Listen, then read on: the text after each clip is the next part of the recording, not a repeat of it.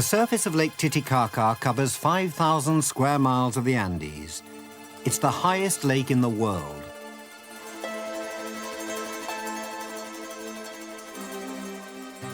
The lakeside town of Copacabana is a half-day's travel north from the Bolivian capital, La Paz.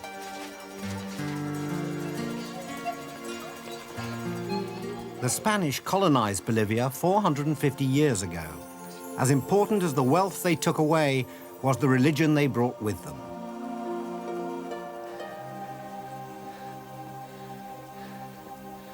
Copacabana is a very important place for Catholics. Miracles happened here, and there's a shrine to the Virgin in the cathedral back there.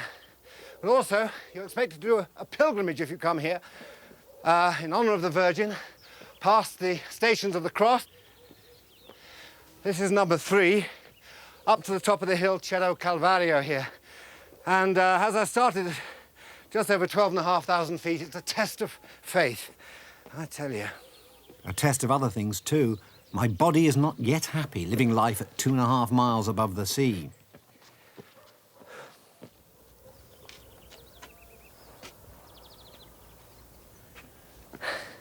At this height, oxygen is less easy to absorb. Every step I take requires 40% more effort than at sea level.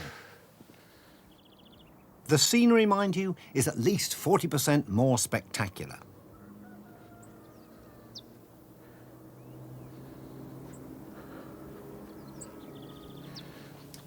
My efforts are rewarded by a personal audience with the dark Virgin of the lake. Her miracles brought fame and fortune to Copacabana.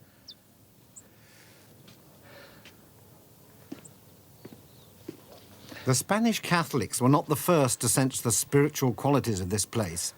Before them, the Incas believed that the sun god himself, creator of the world, sprang from the bottomless blue waters of Lake Titicaca.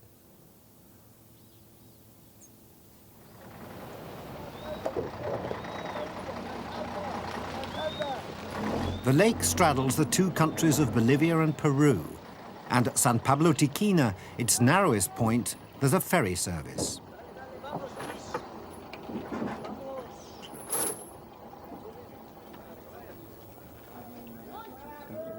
Vehicles go on one boat and foot passengers on another, both under the beady eye of Don Eduardo Avaroa, whose likeness on the quayside must qualify as one of the world's least impressive statues.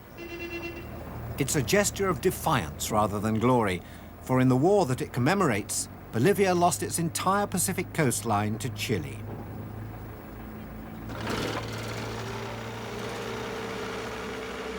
The people here are less Spanish than the Chileans. More than half the Bolivian population is pure Indian. On the other side of the water lies the nerve center of the Bolivian Navy. Undaunted by the loss of their entire coastline, they maintain a strong presence on the Bolivian half of the lake. This is the Portsmouth of Lake Titicaca, and some of the fleet, at least, is in. These modest patrol boats may only be needed to keep an eye on smugglers, but they're symbols of Bolivian hopes that one day their Pacific property will be returned, and Lake Titicaca will no longer be their only coastline.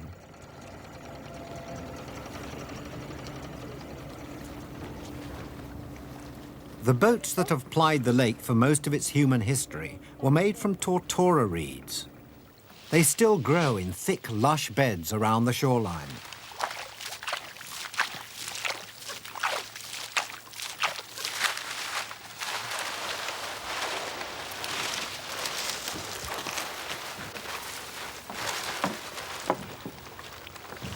The skills of the Indian boat builders are kept alive by the Esteban family. The head of the family, Paulino Esteban, helped the Norwegian explorer, Thor Heyerdahl, construct 2 reed boats, which they sailed across the Atlantic. See, this is from the reed as well. The same reed that you make the boat from, you make the twine from. Is it no inquieto? Esta. Ah, yeah. Ana se llama. Esta, yeah. Ana. Esta. Anna. Ah, that's the before and after, yeah. Eh? Years of experience, yeah. Eh? Yeah, that's beautiful. Look at Más that. fuerte. Strong enough to sail the Atlantic. And this is what normal ships would have. Rivets. You just have this twine which holds the whole lot together. Okay. Okay. Yeah. Are we going to test it? No rubber. Yeah, test it. Whoa. I ask if I can test drive one of his boats. We don't have time to cross the Atlantic, but Paulino offers me a trip round the bay.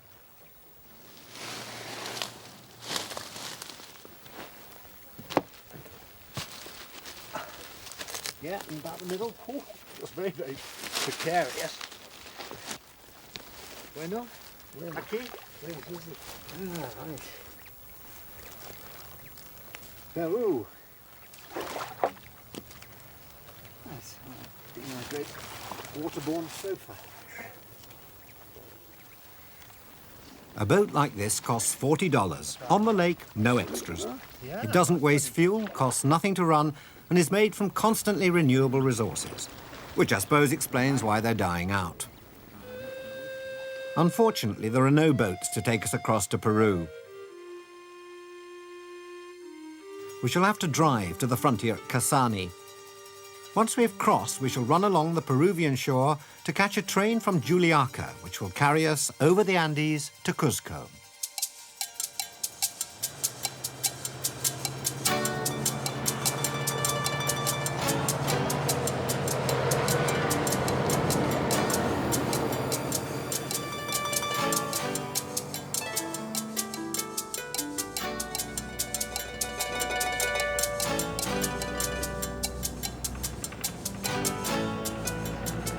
A dirt road gives way to a cobbled road, which vibrates us gently through the village of Kasani towards our 14th international border.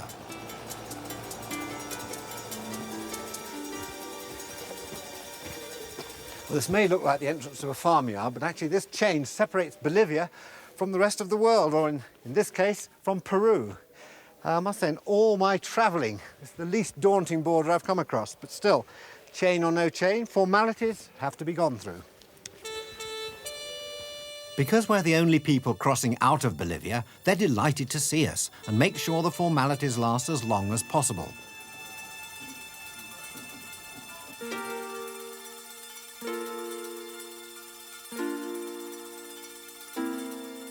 Four hours later, there's absolutely nothing more they can think of to keep us here. Our chain is removed and we're released into Peru.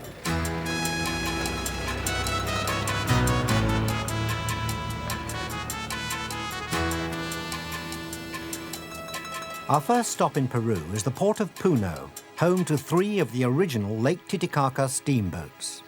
One of them is being restored by an Englishwoman called Muriel Larkin. Her family were once Clydeside shipbuilders, and it's still in the blood. She spends a few months in Peru every year and lives on board. Hello? Hello? Anyone aboard? Hello, oh, hello, Muriel. Michael. Palin. Very yeah, nice yes. to see you. Nice to Welcome see you. aboard. Thought you might be out on the lake cruising. Or Well, we're more- going to. Give moored us up another now. year and we'll be there. How did the ship originally get here to Lake Titicaca? It was meant for promoting the area, Yeah. bringing out the local produce. yeah. And they brought it in pieces, and each piece had to be designed in such a way that a mule could carry it. Yeah. The maximum a mule could carry was about 400 pounds.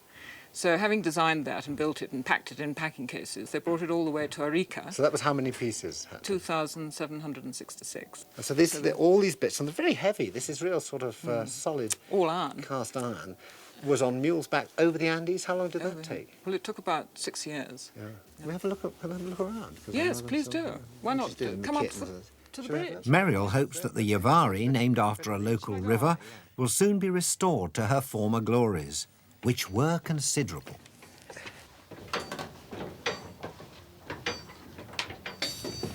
I want to show you, well, this is the original binnacle here. Brass, yeah. Yes, lovely. Yeah. And the wheel is in the museum in Arequipa, so we hope to get that back. Yeah. And that, this is the original chain steering This chain led out through that hole there, and the other one went out through there and went Yeah. right back to the stern, to the propeller. Yeah. Oh, right. So the wheel had sort of direct... A pretty heavy wheel to turn. Heavy wheel. Had to move that chain each time. That's Yeah, right. Yes, That's yeah. right. Okay, So, should we see a bit Yes. go below? Let's go below. Okay. The machinery is a little more sophisticated down in the engine room and only 80 years old. Old brass and copper fittings. This actually was installed in 1913. It's a Swedish Bollinger, four-cylinder Is it a steam hot engine? bulb semi-diesel. It's a semi-diesel actually, but it replaced the steam engine that the ship was equipped with originally. Yeah. And that proved so unsatisfactory. It would run on dried llama droppings. It was the only fuel available up here. Really? So the first thing the crew had to do when they reached any little port was to hurry ashore with their bags and fill them up and fill up the cargo hold, which was meant for the cargo. So they had to extend the hull. With llama and- droppings? Yes, Sorry, with llama llama droppings. droppings, The yeah. llama droppings, yeah. They still use them for fires For and heating? fuel, yeah, yes, very much so. Let me take you down to the aft deck. Okay. You're looking at the hull. We're very lucky, actually, because being iron, Yeah. and because of the altitude and because of the lake being fresh water, the corrosion is absolutely minimal. So it's in really good So it's condition. in good shape, Yes, yeah. excellent. On behalf of all those mules that carried it over the Andes, I can only hope Meriel gets the support she needs to relaunch the Yavari.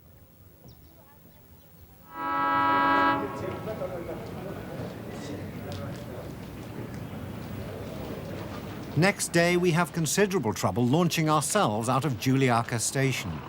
Our Cuzco-bound train seems to have been waiting for an awful long time. Rumours abound. Well, it could be a bit of a problem here, because I've just heard that there's not a strike, but a go slow, which of course is the worst thing for us, because if it's a strike, we can all stay at home and go to bed, but it's going to be a go slow. The journey's 12 hours anyway, so we'll see what happens. It could be a lot longer than that. More information as it arrives. Despite the sunshine, it's midwinter in the southern hemisphere and bitterly cold. Men wear modern jackets, but the women keep warm with traditional shawls and layers of skirts. An air of lethargy hangs over Juliaca station. Nobody's going anywhere.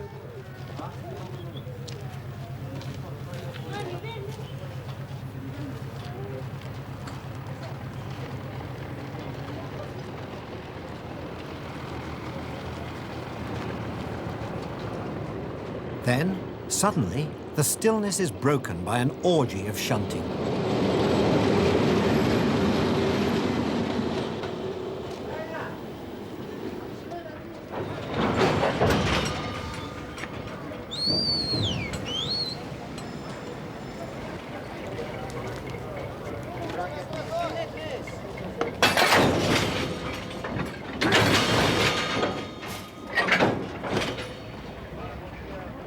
It's hard to tell what's go slow and what isn't.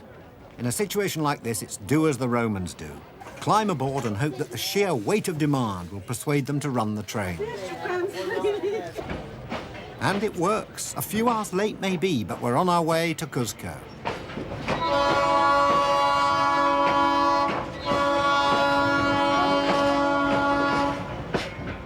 Armed guards are a reminder that terrorism is still taken seriously in Peru. Shining Path guerrillas were once active here.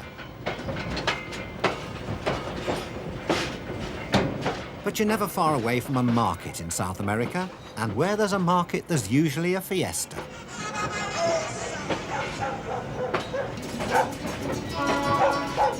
Around lunchtime, we pull into a station, and not a moment too soon. This isn't the kind of train that has a restaurant. If you want a hot meal, it has to be platform food. There doesn't seem to be much around. I've been up since 5 o'clock. I need more than a stuffed llama.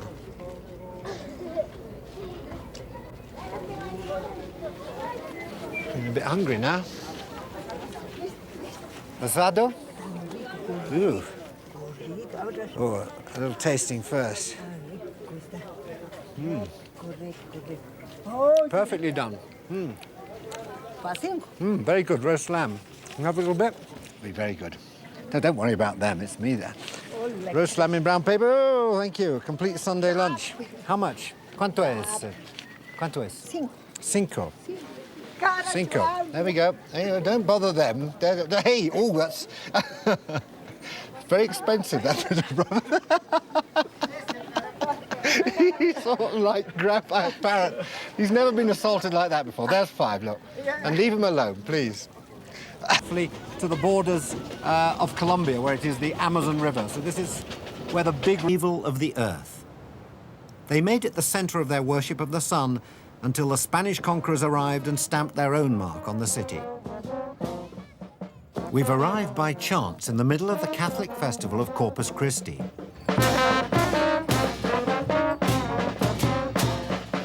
The Spaniards are caricatured as having wide hats, long moustaches, big noses, and drinking problems.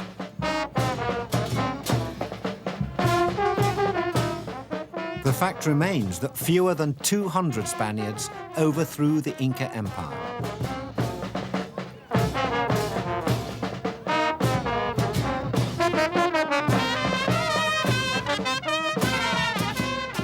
Now a largely Indian population parades the statues of European saints. Yeah. This is the most important Catholic celebration in Cusco, which involves the whole population. Yeah. You know, everybody participates in this celebration. What is happening? Well, they're each bringing their own statues. Each bring their own statues, and they are taken to the main square, and they're taken to the church, and then brought out in a procession around the square.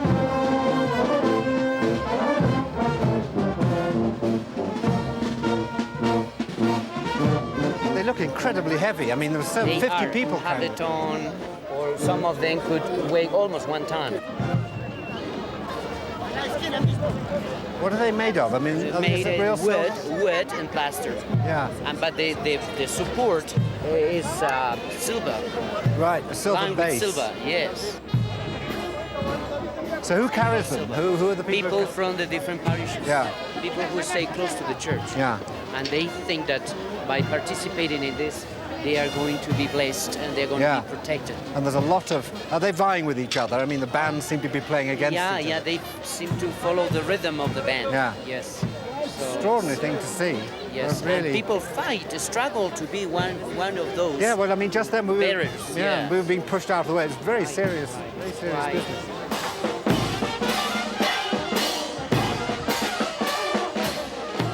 It is ironic that much of the weight that makes these effigies so painful to carry is made up of the precious metals that the Spanish once looted from the city.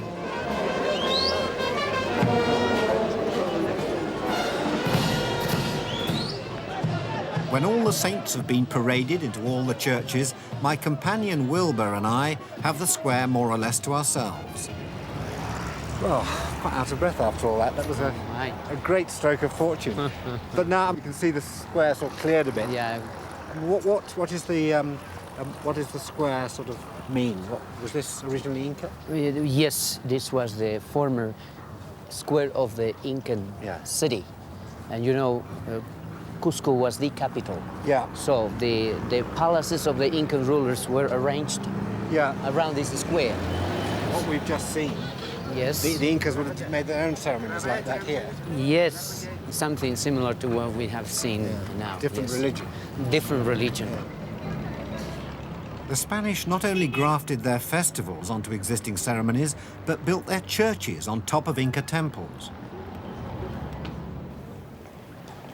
The Inca walls have withstood all the great earthquakes that have shaken the city, and many of Cusco's streets are still built on Inca foundations.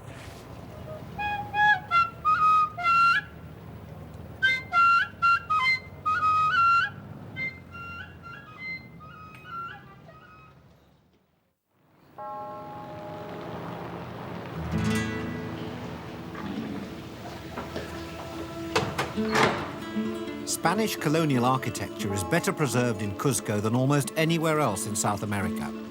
But I'm leaving all this behind for the day and taking a taxi ride out beyond the city to the old Inca heartlands.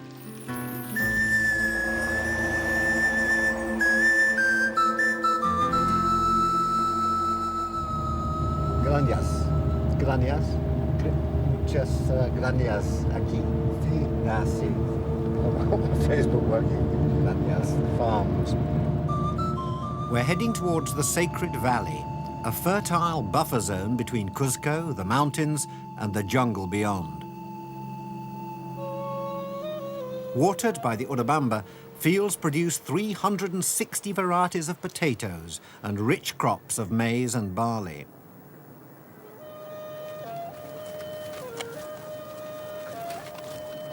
Farming here is not high-tech. Horses are still used for threshing. Those sheaves of barley have been successfully fitted with legs.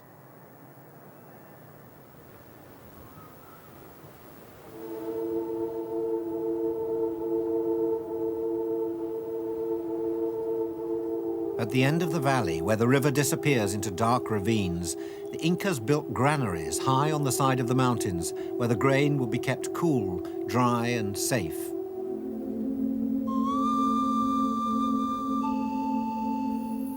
They built a temple too, and a system of terraces from which, in 1536, the army of Manco Inca gave the Spaniards a rare bloody nose.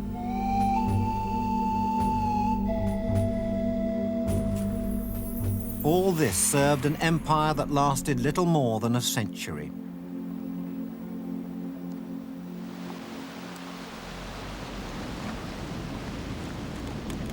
Up a side valley, a road laid less than 2 years ago leads to villages where the purest descendants of the Incas still live.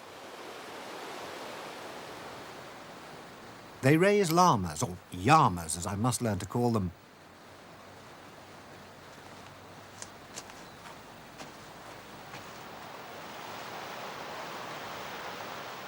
They live in stone-walled houses with thatched roofs. They dress as they have done for hundreds of years and still speak the language of the Incas.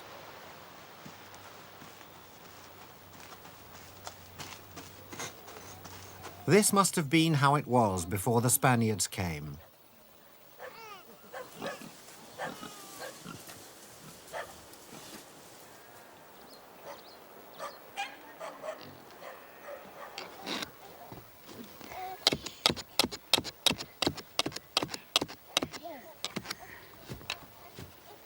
The women here use modern dyes to enrich the colours, though the method of spinning and weaving hasn't changed for centuries.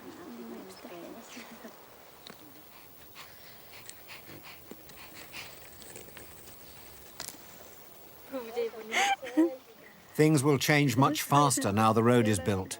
Electricity has arrived and a new school is promised. The outside world has found them out, and for the people in these remote mountains, the future could be very different.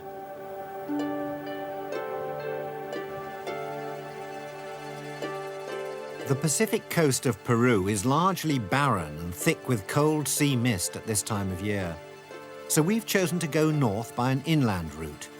It will take us up the Amazon River system to the jungle city of Iquitos, and from there by boat to the borders of Colombia. Then we shall have to cross the Andes one last time to reach the north coast of South America. We're going to need a lot of help.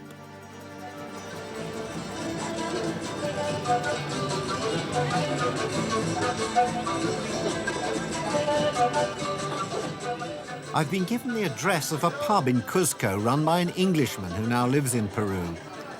In between pulling pints, Barry Walker runs a travel outfit, and he's prepared to take us on. What are we in for in the route? A lot of adventure. It's going to be a bit arduous, I think.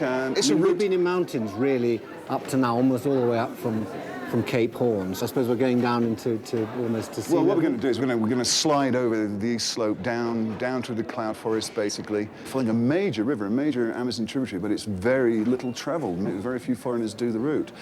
Yeah. And what conditions like? Sort of Hot, humid, sticky, buggy. But you know it well, but beautiful. Which is good, do you? Well, no. In fact, I've never been down that river before, and I'm quite looking forward to it. I'm glad you decided to do it, because it'll be a new experience for me. I've been here before. Someone who's never been there. Well, cheers anyway. Well, cheers. Cheers to it. We'll both learn something. If the boat doesn't turn over, we'll make it. We'll have a beer in Pucallpa.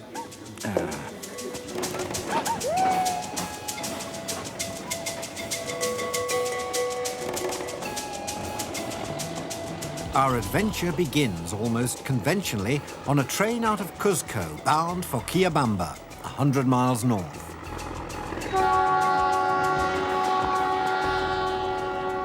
Not that any train in the Andes is ever conventional. The line runs out of Cuzco in a series of zigzags, for the sides of the navel of the Earth are very steep.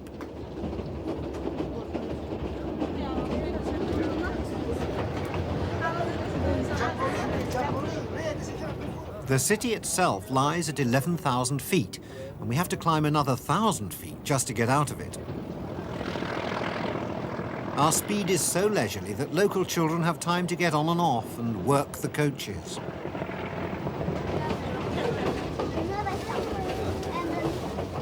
The city slips away and village life takes over.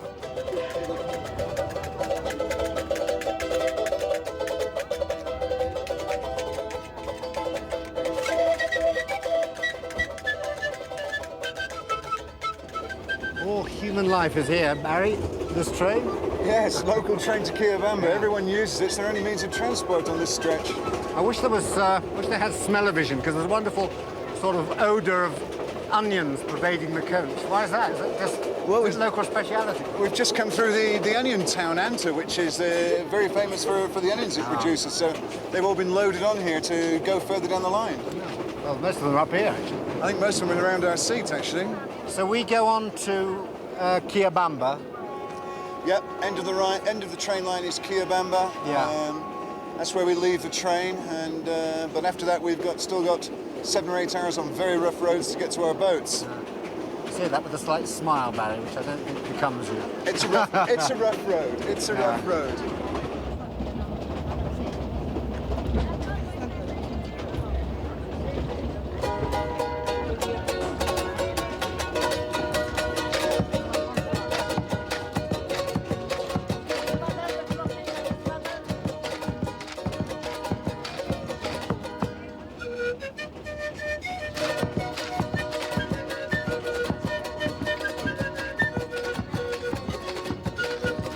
Around Machu Picchu are good at keeping secrets.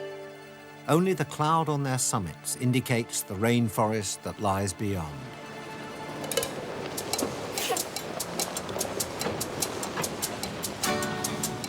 The railway ended at Quillabamba.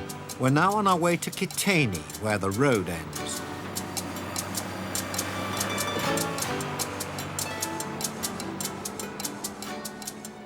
Alongside us, the Urubamba is wider and stronger.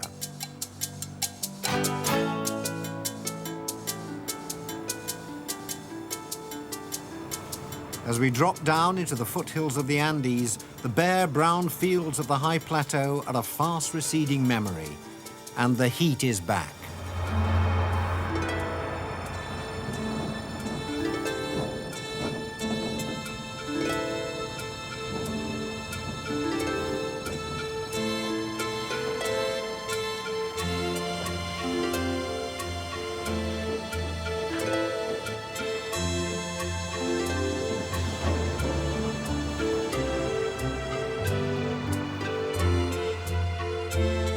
At the end of a long day, we reach the end of the trail.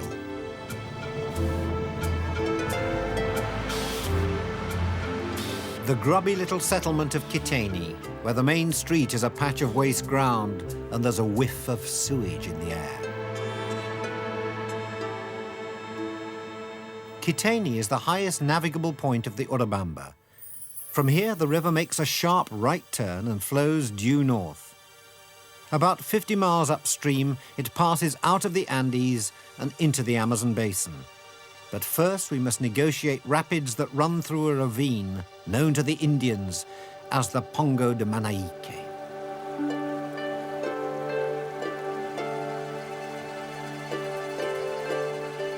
We've watched the Urubamba growing from a muddy bog in a mountain field to a river that will be our way home.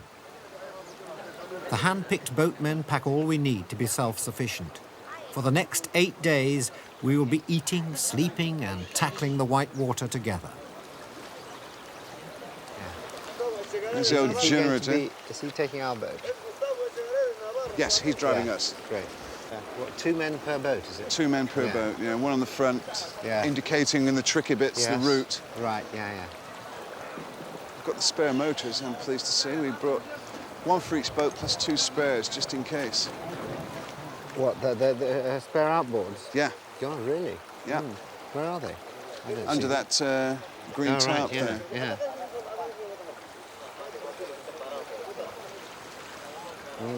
Nearly there, Barry. The water is only about 10 yards away now.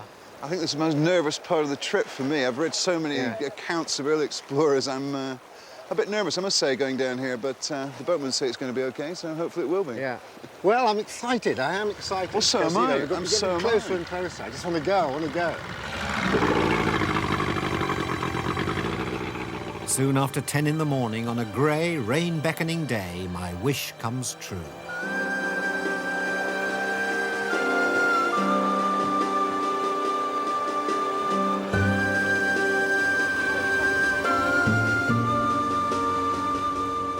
We set out on what are, for most of us, completely uncharted waters.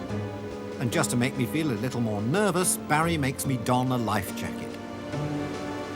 What's happening here? It's got very narrow. The landslides come in here, so this is a bit dodgy here. Yeah. Here we go. Here we go. Woo. That's the side that's just come away.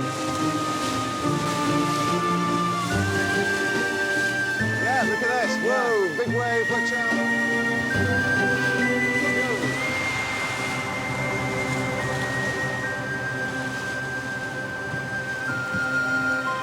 When then?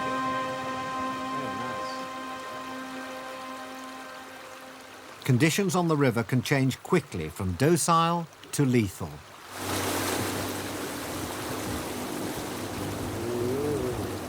If there's too much water flowing, the boats can be swept out of control. If there's too little, rocks and shoals close to the surface can flip us over. Wow, just missed a rock by the skin of our teeth there.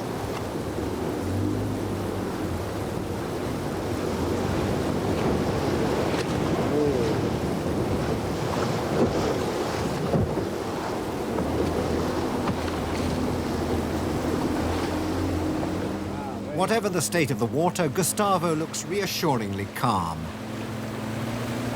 A tiger heron couldn't care less.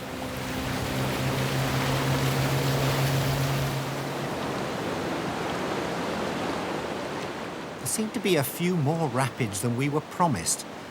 Whenever I ask if we've reached the Pongo, Gustavo smiles inscrutably and shakes his head.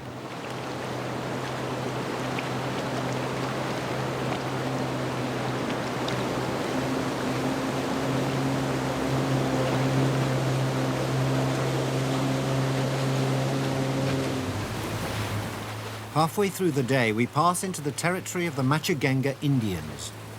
They stand and watch us from villages built where the rainforest has been cleared. I wave, but they don't wave back.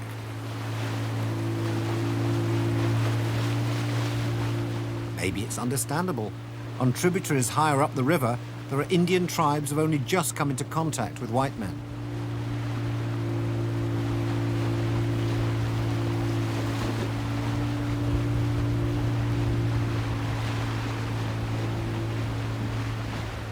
As we draw closer to the Pongo, the clouds build up, the trees grow taller, and Barry comes over all ornithological.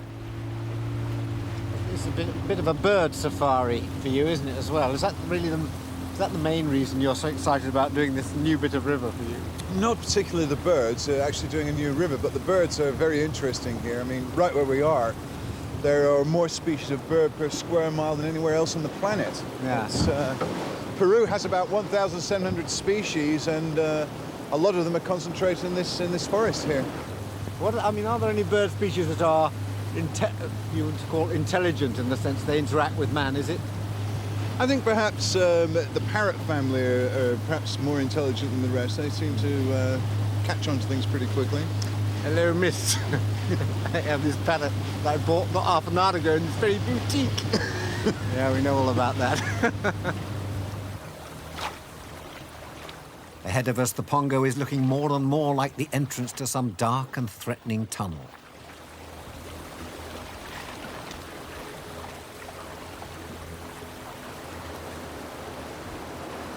The river turns from glassy smooth to fast and slippery as the level falls sharply and we begin to slide down the last few miles of the Andes.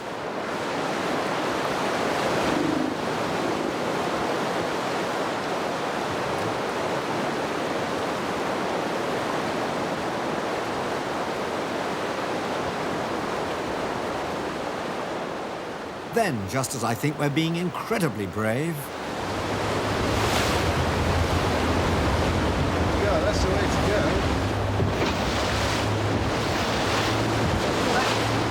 I'm going into soft option. Probably our weight. He's completely unanchored, just on a four-pole balsa raft. I don't think I'd like to go that way. Just balancing himself. Well, I feel more secure now. I know we're in a wooden boat. I'm glad you do. Oh, no.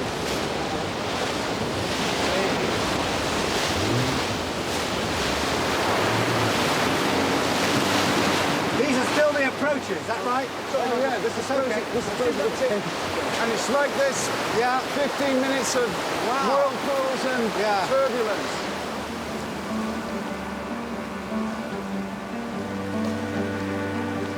Here we go. It is the start now. These great, tall, Here we go. sheer Yeah. walls. It is extraordinary. It's a sudden change of the landscape. Suddenly sheer.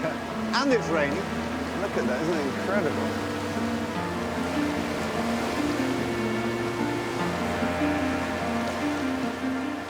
as if to offer us one last warning of mortality, one final reminder of who's boss, the elements mix together a fierce cocktail of wind, rain, and foaming current.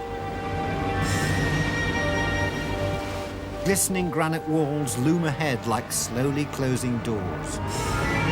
It's a tricky one, Barry. Yeah, he's got to get it just right here. If he messes up here, we could be into that rock or into that rock. Yeah.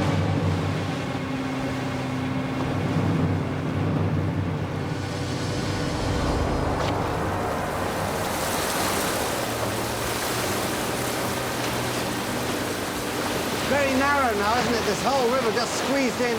Squeezed in. It's getting narrower up ahead, too. This must be just incredible in the rains.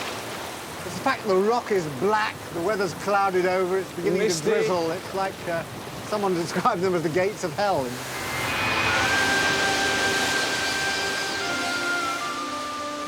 I expected the Pongo to be dangerous, but never to be so beautiful. Rocks which look as if they've been blasted apart rise from the river like the buttresses of some half-submerged cathedral.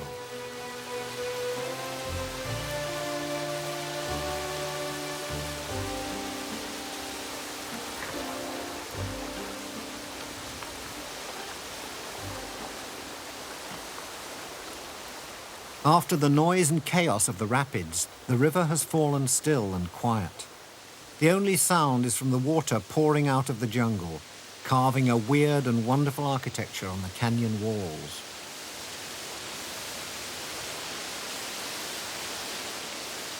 In the Pongo de Manaiki, I feel I've come as close as I ever will to a lost world.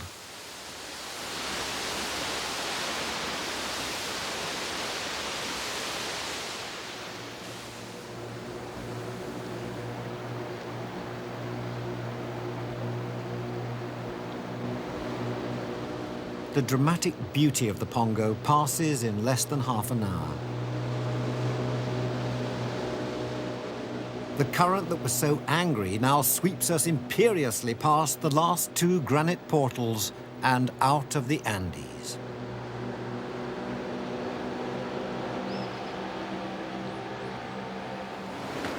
Gustavo, magnificently unimpressed, is already looking for a campsite. I'm afraid I'm not much help.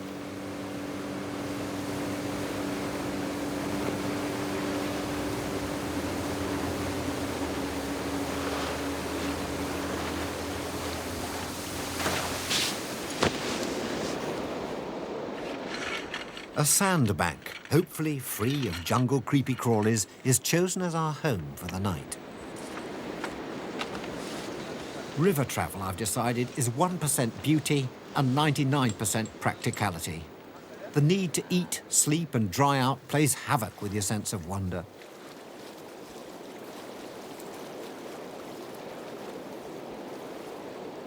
As darkness wraps itself around us and our camp seems to shrink to a tiny speck in the Amazon rainforest, I feel a distinct need for the cocktail cabinet. Well, Barry, celebrate the passing of the dreaded, Pongo. Yes, indeed. Whoa, yeah, that's You know how fine. things are sort of built up in your mind? I've been worrying about it for the last 3 nights. It's Well, so rather have I. ridiculous, really. Yeah, I mean... For a while, I labour under the pleasant delusion that I'm through the worst. Then the doubts come flooding in. Are there any nasty things lurking about in the bushes or in the forest? Animals, wild animals, crocs, anything like that round You'll here? hear lots of noise. Yeah, we have caimans here, which are members of the alligator family. They're around here, but they're normally in the water in the evening and come out on the beaches during the daytime. And I definitely wouldn't provoke any jaguars. Well, how do you not provoke a jaguar? Just go out, hello, you're extremely nice jaguar. Of all the animals, I think you're severely underrated, jaguars. I mean, leopards, they get all panthers, they get all the publicity, black panthers, leopards. All you've got is a car firm that almost went into liquidation. It was saved by Ford, wasn't it? Or now sold to BMW. I don't know, it's been sold to McDonald's since I was away.